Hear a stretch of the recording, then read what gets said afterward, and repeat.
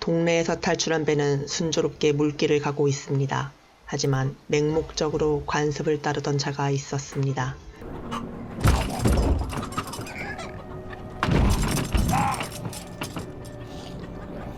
자기 가문을 지키기 위해 역병에 걸린 아들을 몰래 실은 것이죠.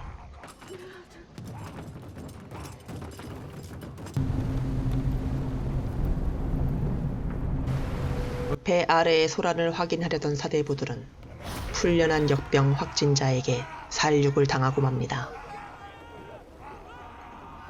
다음날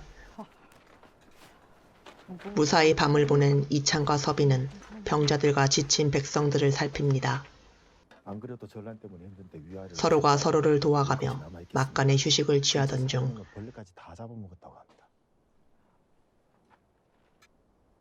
아이들이 실수를 하게 됩니다. 잔뜩 겁에 질려 용토를 구하는 어린아이들.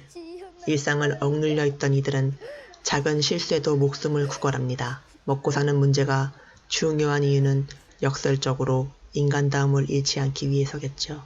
이창은 아이들을 탓하지 않고 자신의 식량을 나누어 주게 됩니다. 참담한 현실을 보게 된 이창은 가지고 있던 음식을 모두 백성에게 나누어 줍니다. 열심히 산 죄밖에 없는 백성들에게 연민과 동정을 느끼게 된 거겠죠. 고기!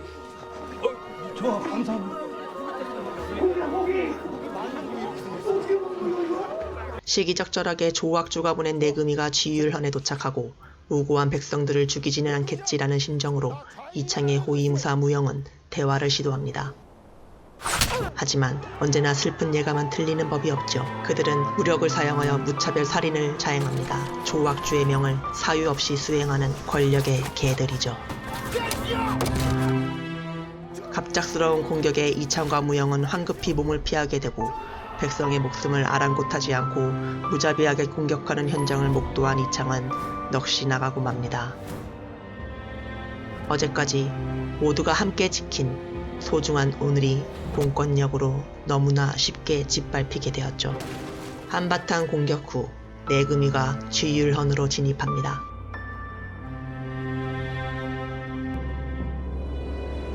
부당한 권력에 저항하여 서비와 영신은 능동적으로 대처합니다. 내금이 일당을 물리치고 이창 일행과 백성들은 지율헌을 탈출하여 도망칩니다. 동네를 떠난 배는 역병의 습격으로 갈 곳을 잃어 정처 없이 떠돌다가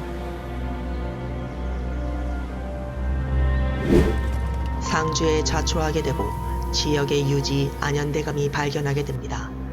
배 안을 조사하던 안현대감은 낭자한 혈흔을 보고 시체가 없음을 이상하게 생각하게 됩니다. 이제 상주가 역병으로부터 안전지대가 아니게 된 것입니다. 고초를 겪으며 지율헌을 나온 이창 일행은 역병을 막기 위해 동네를 벗어나 상주로 향하게 됩니다.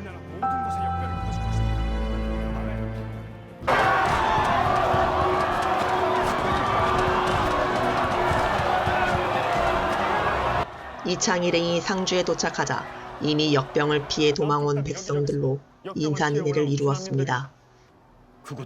상주를 지키던 상주 목사는 수용할 수 있는 인원이 아니라며 성문을 열지 않습니다. 모두를 살리려다가 모두가 죽는다는 논리입니다. 전염병을 봉쇄로 막기 어렵다는 사실을 모르고 관료가 할 수 있는 가장 쉬운 길을 택한 겁니다. 상주 목사에게는 이미 살 사람과 죽을 사람이 정해진 것일지도 모르겠습니다. 누가 큰 백성이고 누가 작은 백성인가? 뭐요? 이에 이창은 살아있는 백성을 외면할 수 없다며 상주 목사와 반목하게 됩니다.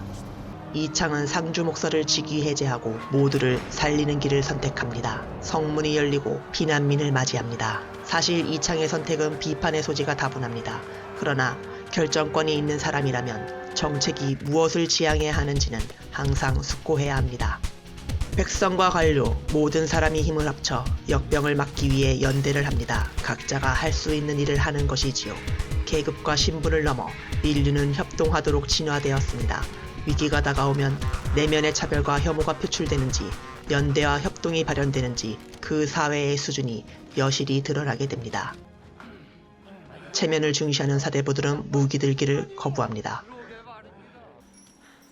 서빈은 이승희 의원에게 들은 조언을 바탕으로 역병의 원인과 치료법을 찾고 있습니다. 한겨울이구나.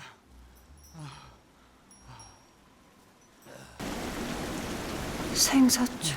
거친 숨을 몰아쉬며 깊은 산중을 헤매던 서빈은 냉기가 서린 장소에서 역병의 근원을 발견하게 됩니다. 이창과 안현대감은 역병이 활동하는 밤을 대비하기 위해 상주의 길목에 진지를 구축하고 있습니다. 많은 사람들의 도움으로 준비를 마쳤습니다. 해가 지고 역병이 돌아다닐 시간이 되고 모두가 숨을 죽이고 긴장과 불안의 분위기 속에서 언제 닥쳐올지 모르는 역병 확진자들을 주시합니다. 우려하던 역병의 습격 없이 어둠이 걷히고 있습니다. 차가운 안개가 눈에 들어옵니다. 이대로 역병의 공격은 없는 걸까요? 끝났다 생각하느냐? 아니었어. 바이러스가 변이를 일으키게 됩니다. 이러한 사실을 모른 채 아침이 되어 무장을 해제하려던 이창은 불길한 기운을 느끼게 됩니다. 무슨 일이 일어나는 걸까요?